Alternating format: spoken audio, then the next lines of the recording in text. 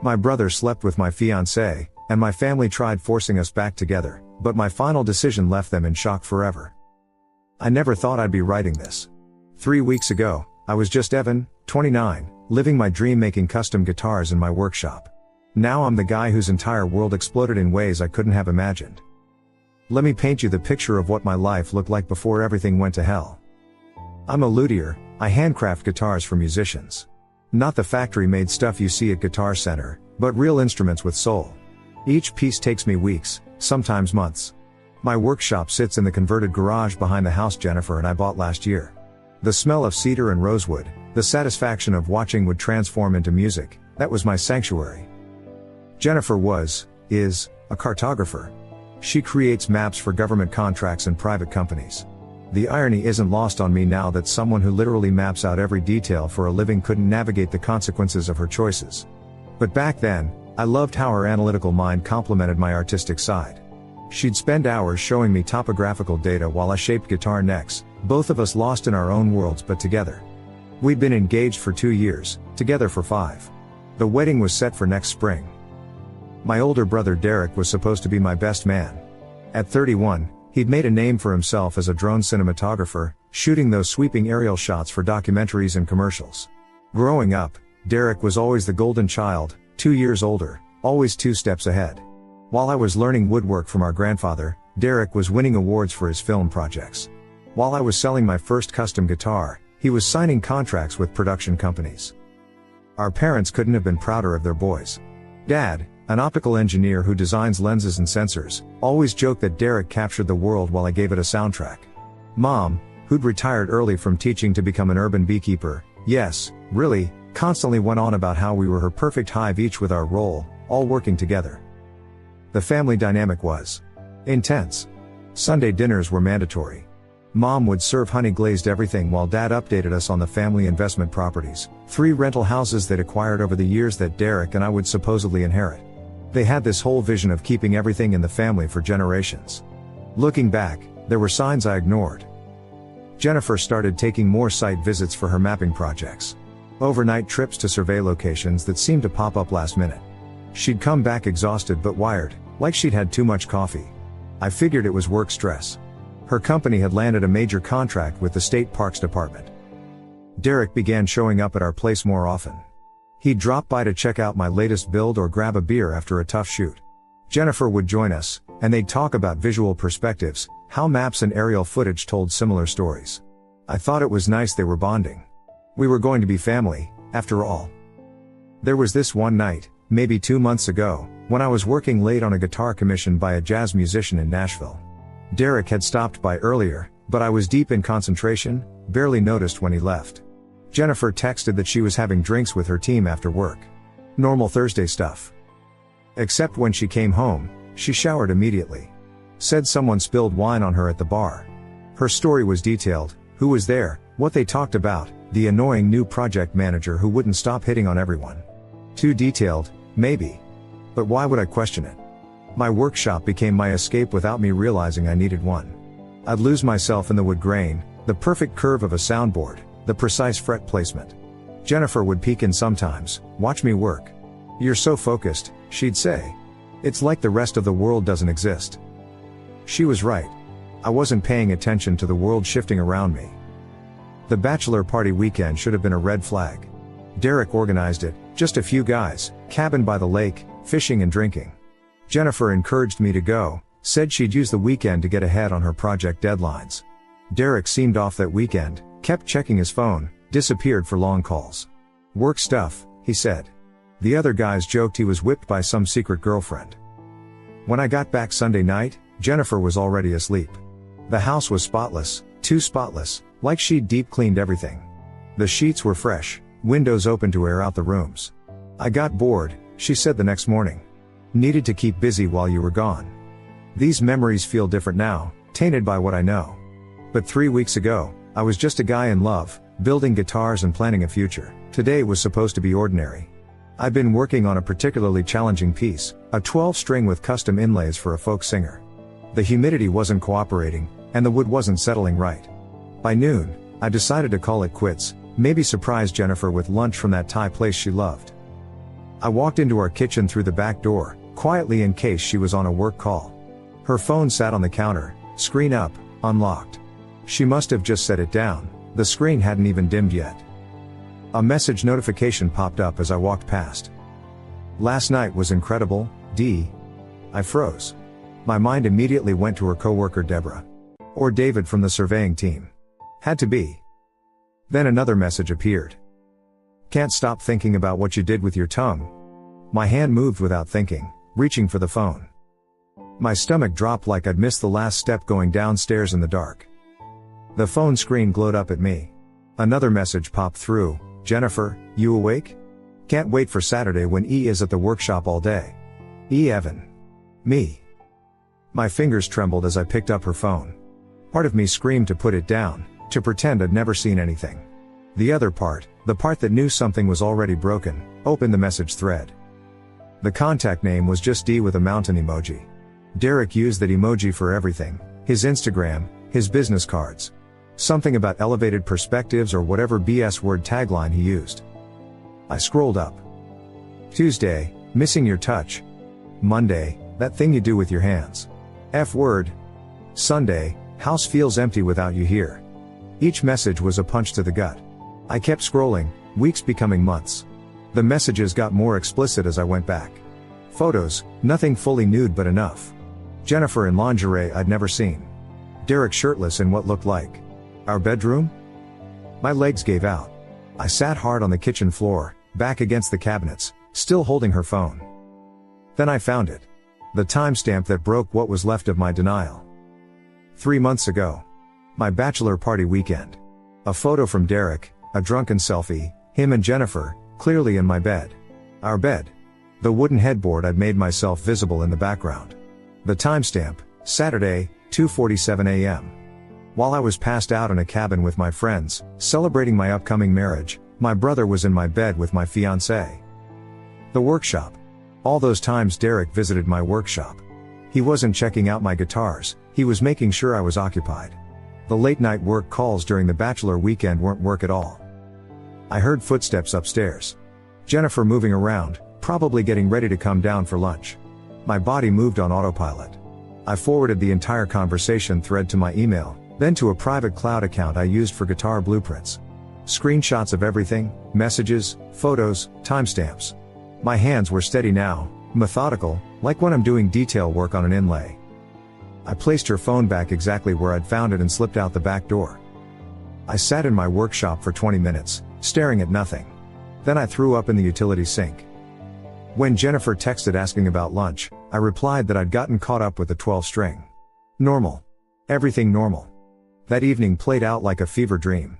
Jennifer came into the workshop around 6, kissed my cheek, asked about dinner. I suggested pizza. We ate on the couch watching some documentary about ocean mapping she'd wanted to see. She curled into me like always, her hand on my chest. I wondered if she could feel my heart hammering. "You okay?" she asked at one point. "You seem tense." "Just stressed about the Morrison Commission," I lied, naming the 12-string client. "He wants it done faster than I'm comfortable with." She rubbed my shoulder. "You're too much of a perfectionist.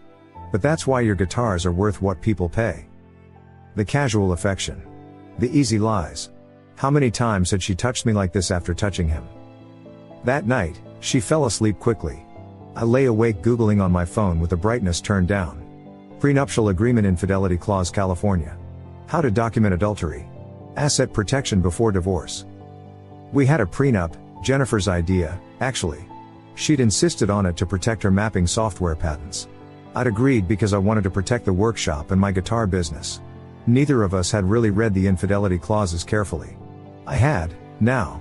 If I could prove adultery, she'd forfeit any claim to shared assets acquired during the relationship. The house was in both our names, but my business accounts, the workshop, my inheritance stake, all protected if I played this right. Wednesday, I called in sick to a guitar show I was supposed to attend. Instead, I drove 2 hours to meet with a lawyer in Fresno. Someone far enough away that word wouldn't get back. Paid cash for the consultation. Document everything, she told me. Keep acting normal. Don't confront until you have your assets secured. Thursday, I worked on the 12 string but accomplished nothing. My hands wouldn't stop shaking. Derek texted me about some new drone footage he'd captured of the coast. I responded with a thumbs up emoji. Thursday night, Jennifer worked late. Real or fake? Did it matter anymore? Friday morning, today, I'd finally gotten my hands steady enough to work when my phone rang. Mom. Evan, honey, we need to have a family meeting tomorrow. Tomorrow? I have workshop time scheduled. This is important. Derek has something he needs to discuss with all of us. Something about the future. My blood went cold. What kind of something? He didn't say, but he sounded serious. Your father and I think. Well, we think maybe he's finally going to settle down. Maybe he met someone special. The laugh that wanted to escape would have been hysteria, so I swallowed it. What time? 2 o'clock. And bring Jennifer, of course. This involves the whole family. Of course it does, I muttered. What was that? Nothing, Mom. We'll be there. I hung up and stared at my phone. Derek wanted a family meeting. The same Derek who'd been sleeping with my fiancée for months. The same Derek who had something important to discuss. My phone buzzed. A text from Derek. Hey brother, you free to talk? Need to tell you something before tomorrow. I stared at Derek's text for 30 seconds before responding, in the middle of a complex inlay. Tomorrow's better. 3 dots appeared immediately. Then disappeared. Finally, yeah, tomorrow works. See you at Mom and Dad's. I put the phone down and got to work. Not on the guitar, on everything else. First, I called the lawyer back. I need to move faster than we discussed. Can you prepare transfer documents for my property shares today? That's aggressive timing. You sure you don't want to? I'm sure. I'll pay the rush fee. While she worked on the paperwork, I drove to the bank. The accounts Jennifer and I shared had about $40,000 saved for the wedding and honeymoon. I couldn't empty them, that would raise alarms. But I could freeze them pending suspicious activity review. The manager, who knew me from years of business banking, didn't question it when I expressed concerns about some irregular transactions I'd noticed. Better safe than sorry, he agreed, placing a 7-day hold for investigation. My individual business account held another $60,000 from guitar sales. That money was mine, clear and simple, never commingled with Jennifer's finances. The prenup was crystal clear on that point. My inheritance stake was more complicated.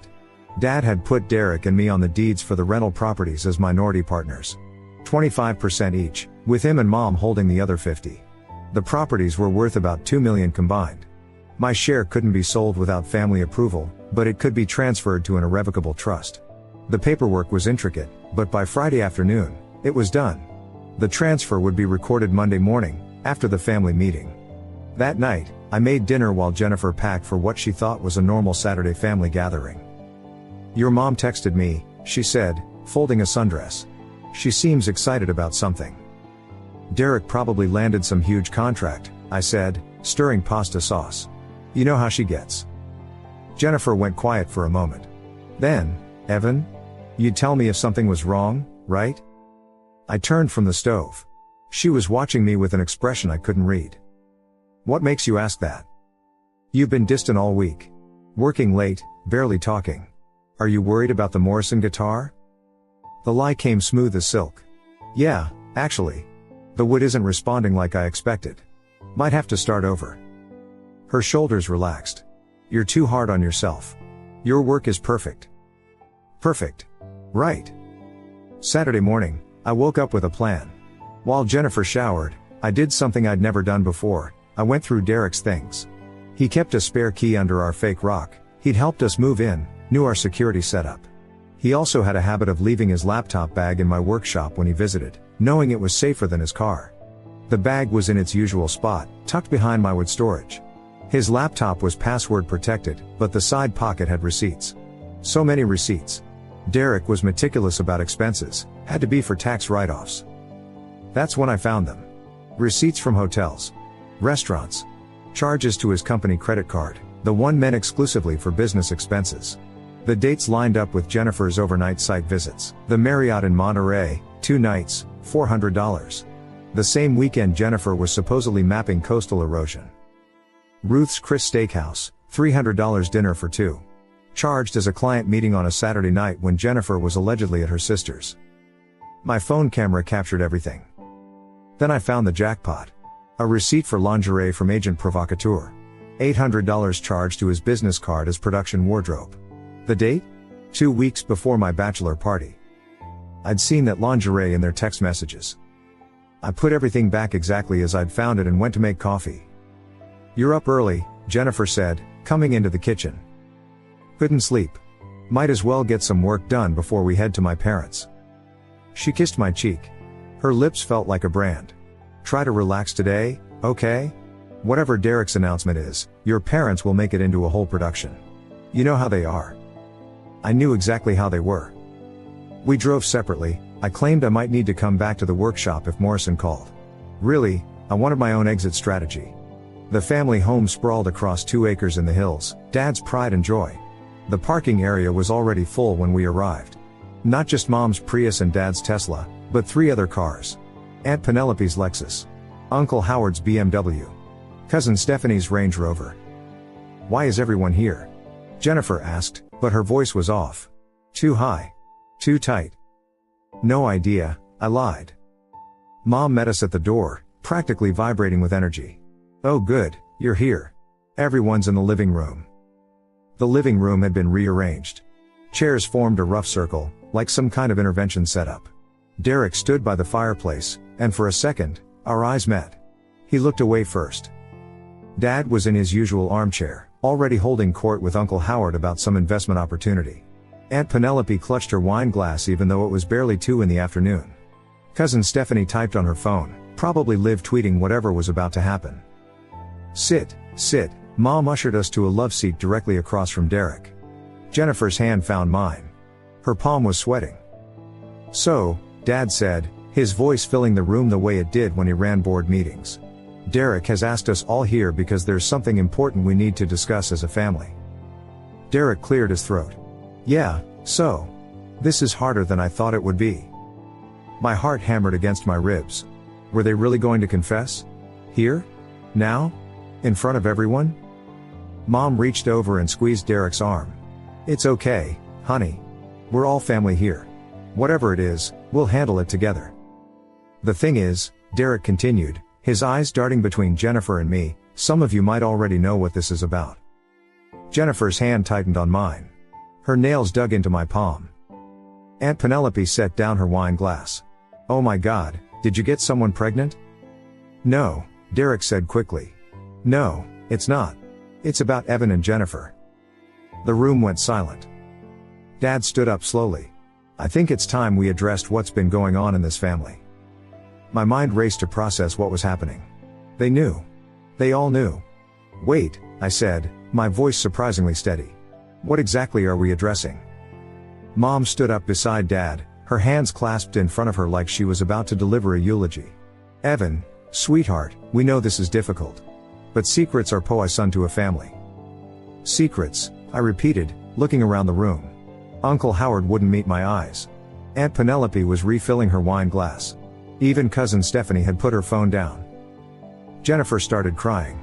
Not subtle tears, full, body-shaking sobs that came out of nowhere. "I'm so sorry," she wailed. "I never meant for it to happen this way." This way. Not that it happened at all. Just this way. Derek moved closer to the center of the room. "Evan, brother, I need you to know that what happened between Jennifer and me. It wasn't planned. It just what?" I asked, my voice ice cold. "It just happened? Multiple times? In my bed?" Mom gasped. "Evan, there's no need for that tone. We're here to heal, not to hurt." "Heal," I said, laughing. The sound was bitter, sharp. "Is that what we're calling this?" Dad raised his hand like he was calling a board meeting to order. "Son, I understand you're upset. Any man would be. But we're talking about 2 people you love. Your brother and your future wife. Mistakes were made, but throwing away these relationships over physical indiscretion would be the real tragedy here." Physical indiscretion. Like they'd knocked over a vase, not destroyed my entire world. Aunt Penelope chimed in, her words slightly slurred. "You know, Evan, lots of couples work through infidelity. My friend Barbara's husband had 3 affairs, and they're stronger than ever now." "3 affairs?" I asked. "And that's your success story?" Jennifer reached for my hand. I pulled away. "Please," she said, her voice breaking. Just let me explain. You've been so distant lately, always in the workshop, always focused on your guitars. I felt invisible. So you slept with my brother? It wasn't like that. Derek interrupted. I was just trying to be there for her. You were gone all the time, and she needed someone to talk to. One thing led to another. For 3 months? I asked. One thing led to another for 3 entire months? Mom made a wounded sound. 3 months? Derek, you told us it was only a few times. Derek's face flushed. Does the exact timeline really matter? The point is, we made a mistake, and we want to make it right. We? I looked between Derek and Jennifer. You're a we now? No, Jennifer said quickly. No, that's not what he meant. Evan, I love you. Only you. What happened with Derek was just. It was just physical. It meant nothing. It meant nothing, I repeated. The lingerie he bought you meant nothing? The hotels meant nothing? The times you did it in the bed I built with my own hands meant nothing? Uncle Howard finally spoke up. Evan, you're looking at this emotionally.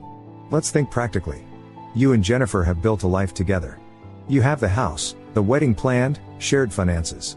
Derek's already agreed to step back completely. Why throw all that away? Step back? I laughed again. How generous of him. Cousin Stephanie surprised me by speaking. Honestly, Evan, I think you're being a bit dramatic. It's not like Jennifer left you for him. She's here, isn't she?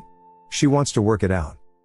And the family business matters too, Dad added, his CEO voice in full effect. The rental properties, the inheritance structure, it's all built on the assumption that you boys will carry it forward together. Do you really want to destroy that legacy over this? There it was. The real concern.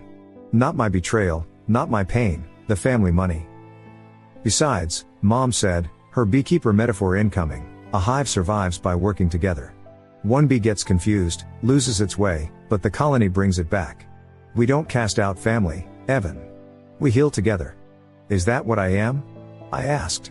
The confused bee who needs to be brought back? You're twisting our words, Derek said, frustration creeping into his voice. We're trying to help you here. Help me? I stood up, unable to sit still anymore. You're trying to help me? Yes, Mom said, tears in her eyes now. We've been planning this for 2 weeks, trying to find the right way to bring everyone together, to fix this before it destroys us all. 2 weeks. They'd known for 2 weeks and planned this ambush. Who told you? I asked quietly. Silence. Who told you? Jennifer looked at the floor. I did. I couldn't live with the guilt anymore. I told your mom everything. Not everything, I said. Did you tell her about the bachelor party weekend? Did you tell her about using my workshop schedule to plan your hookups? Did you tell her about the times you came home and kissed me right after being with him? Jennifer sobbed harder.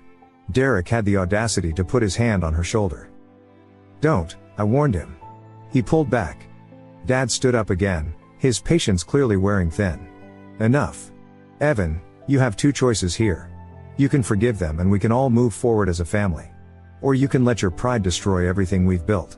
But if you choose the second option, don't expect us to support you. The properties, the inheritance, the family backing for your little guitar business, it all goes away. Little guitar business. After all these years, that's how he saw my life's work. You're giving me an ultimatum? I asked. We're giving you a chance, Mom corrected. To be the bigger person. To save this family. I looked around the room. Every face watching me, waiting for me to break, to fold, to accept their version of reality where I was the villain if I didn't forgive. Jennifer stood up, moving toward me. Evan, please. I'll do anything. Therapy, counseling, whatever you need. Just don't throw us away. I'm not the one who threw us away, I said. But you're the one who can save us, she said, reaching for my face. I stepped back, pulling out my phone. Before you all continue, I said, my voice steady and cold, there's something you need to see. I connected my phone to Dad's smart TV, the same one he used for his investment presentations. The screen flickered to life. What are you doing? Mom asked, her voice uncertain now. Showing you the truth you seem to have missed, I said, navigating to my cloud storage. The first image filled the 75-inch screen, Derek's drunk selfie with Jennifer in my bed during my bachelor party. The timestamp glowed in the corner like an accusation. The room erupted. Jesus Christ, Uncle Howard muttered. Aunt Penelope's wine glass slipped from her hand, shattering on the hardwood floor. That's not. Derek started, but his voice died as I swiped to the next image. Screenshots of their texts filled the screen. The explicit messages. The photos Jennifer had sent him. The detailed planning of their encounters around my workshop schedule. Turn it off, Jennifer screamed, covering her face. Please, Evan, turn it off. Why? I asked. This is what we're forgiving, right? Let's all see what we're healing from. I swiped again. Hotel receipts appeared. The Marriott in Monterey. Charged to your company card, Derek. That's fraud, by the way. Derek's face went white. How did you? The lingerie receipt, I continued, the image now displayed for everyone to see. $800 for the underwear in those photos. Also charged as a business expense. Production wardrobe, you called it. You went through my things? Derek's shock turned to anger. Like you went through my bed? I shot back. Dad stepped toward the TV, but I wasn't done. I pulled out a manila folder from my jacket, I'd hidden it there when we arrived. Speaking of business, I said, handing copies to everyone, these are the prenuptial agreement clauses Jennifer and I signed. Page 7, Section 3, Infidelity Clause. In the event of proven adultery, the cheating party forfeits all claims to shared assets. Jennifer grabbed the papers, her hands shaking as she read. This can't be enforced. I never really read. You insisted on the prenup, I reminded her. To protect your patents, remember? You had your lawyer review it. You signed it. But I didn't think. You didn't think you'd get caught, I finished. Mom was crying now, mascara running down her cheeks. Evan, please. This is too much. You're destroying everything. I'm not done, I said, pulling out more documents. Derek, you might want to look at page 3. Derek snatched the papers from Aunt Penelope. His face went from white to green as he read. What is it? Dad demanded. Evidence of systematic expense fraud at his company, I said calmly. $47,000 in personal expenses charged as business costs over the past year. Hotels for his affair with my fiancée. Dinners. Gifts. Even a weekend in Tahoe that he wrote off as location scouting. You son of a, Derek lunged at me, but Uncle Howard held him back. I've already sent copies to your company's board of directors, I continued. They should be receiving them right about. I checked my watch, now. Also sent them to the IRS, just to be thorough. Derek's phone started buzzing frantically. He looked at the screen and collapsed into a chair. As for the family properties, I said, turning to my parents, my 25% share was transferred to an irrevocable trust yesterday. The paperwork will be recorded Monday morning. You can't touch it, can't force me to sell, can't use it as leverage anymore. Dad's face turned purple. You can't do that without family approval.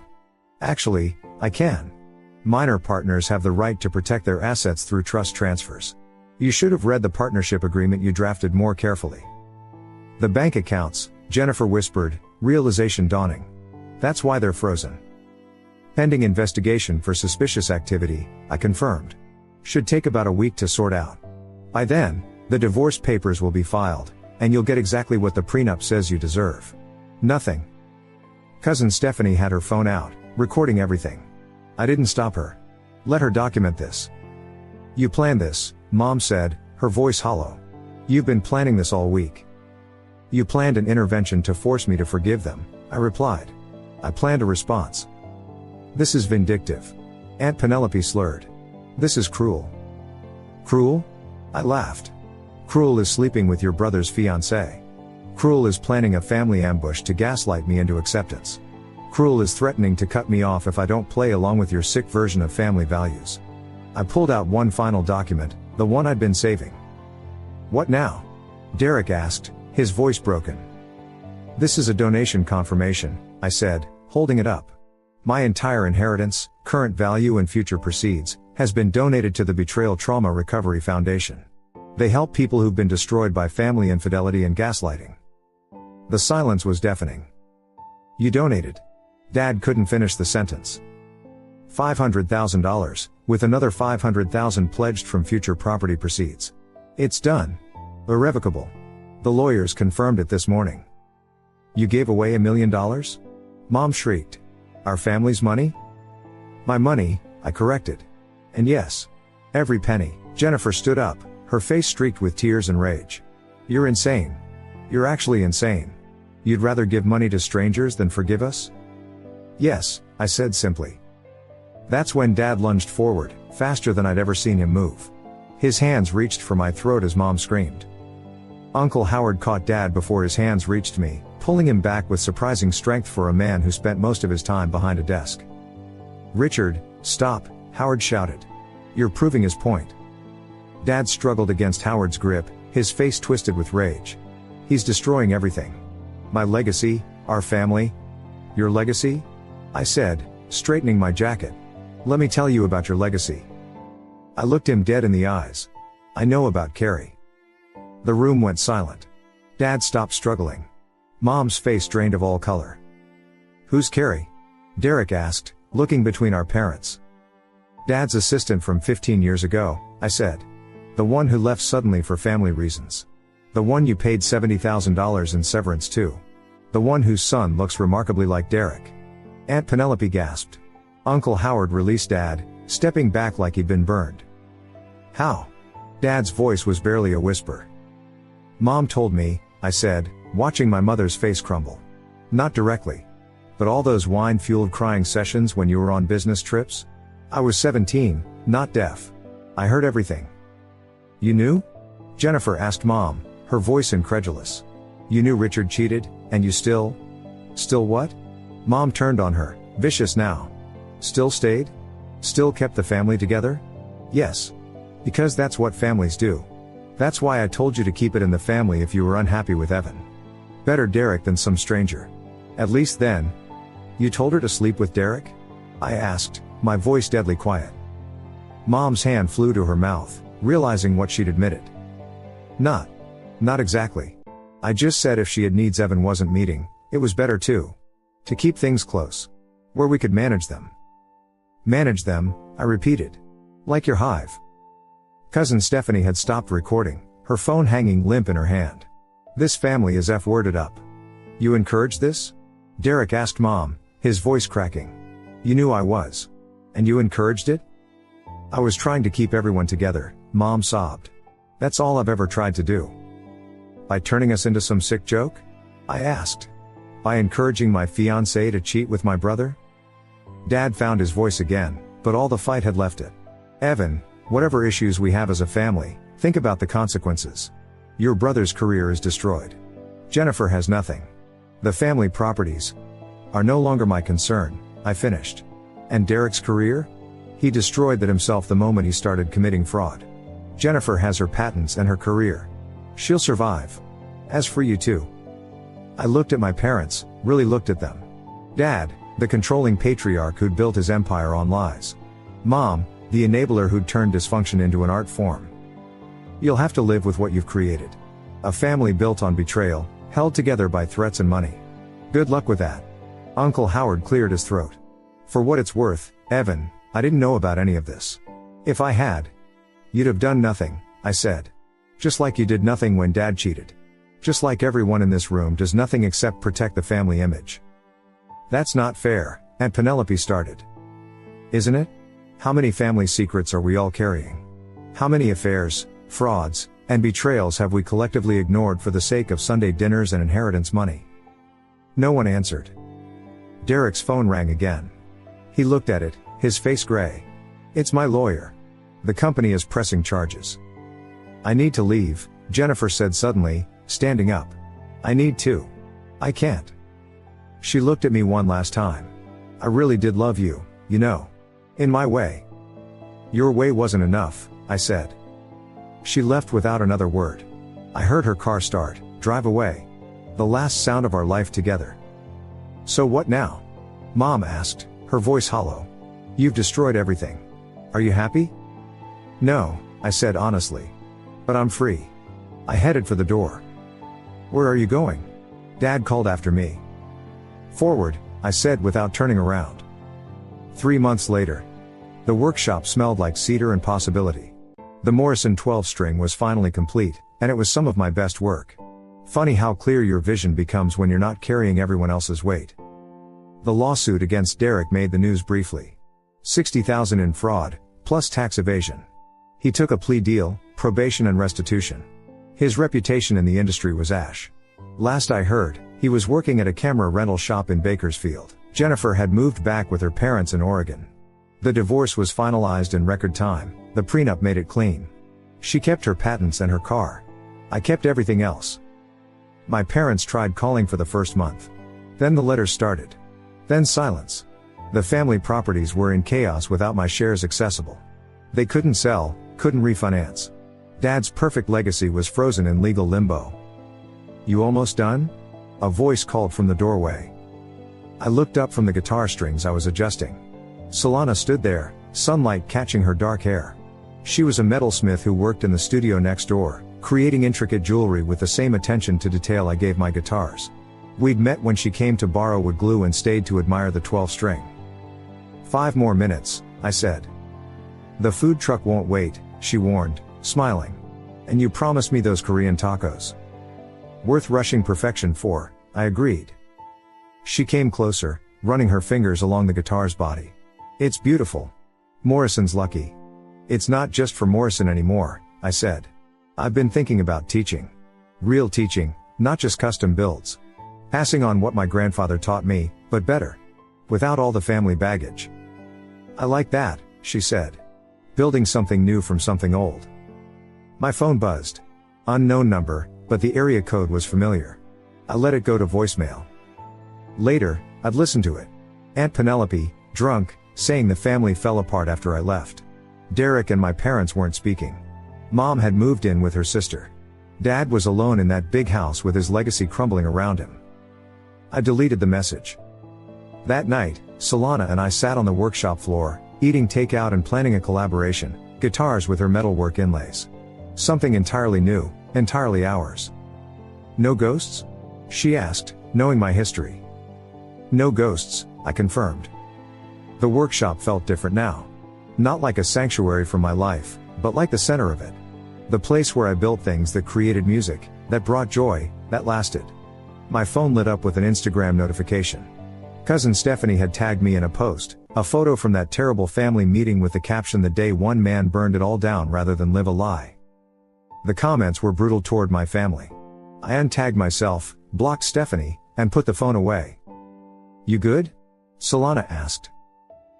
"Yeah," I said, and meant it. "I'm good." The last guitar I'd made before everything exploded was still in the corner, waiting for finishing touches. I'd named it Liberation in my inventory. Tomorrow, I'd complete it. Tomorrow, I'd call Morrison about his commission. Tomorrow, I'd start teaching my first student, a kid from the neighborhood whose parents couldn't afford fancy lessons but whose eyes lit up when he touched the guitars. But tonight, I sat in my workshop with someone who knew my story and chose to stay anyway. Someone who understood that sometimes burning bridges isn't about destruction, it's about making sure you can never go back to places that were poisoning you. The last text I ever got from Jennifer said, "I hope someday you can forgive us." I never responded. Forgiveness wasn't mine to give. It was theirs to earn, and they'd shown no interest in earning anything, only in taking what they thought they deserved. I'd rather be alone with my truth than surrounded by their lies. And as it turned out, I wasn't alone at all. Thank you so much for watching until the end.